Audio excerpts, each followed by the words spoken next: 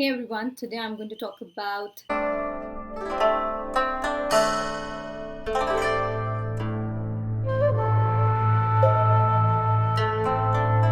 in general words, freedom to operate is also known as FTO.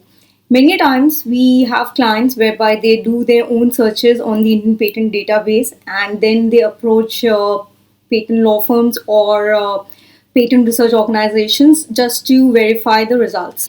So what happens in this case is as a company, if you're doing your in-house patentability searches or any kind of patent search for that matter, you need to take into consideration the tagging of patents. And tagging of patents especially is known as IPC. IPC is International Patent Classification. Then you have CPCs also. So, especially when you are understanding or you're performing an FTO search in any jurisdiction, you need to identify the main IPCs and the CPCs. When you use the IPCs in combination and especially in the right combination, you get knockout results.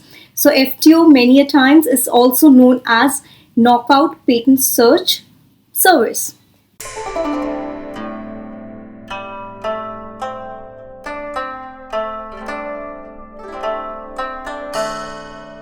One more aspect I would like to add to this video is you need to understand the legal status of the granted patent application in that jurisdiction. Say, for example, there's a patent which is very close to something you want to launch in India. In that case, you need to see the legal status of the application. So, what do you understand or what do you mean by legal status of the application? So, legal status of the application is all to do with the annuity fees structure. Now, what is this legal annuity fee structure? Annuity fee structure is an yearly amount which is paid to the patent office to keep your patent in force. So, by chance, if there's a technology which is very close to the technology you want to launch, and if your stars are shining right, maybe you will see the legal status of the application has been abandoned. In that case, voila, you're free to use the technology and you won't be infringing the patent because the patent is no more valid in that country. I believe this video was able to answer that question of what freedom to operate search is all about.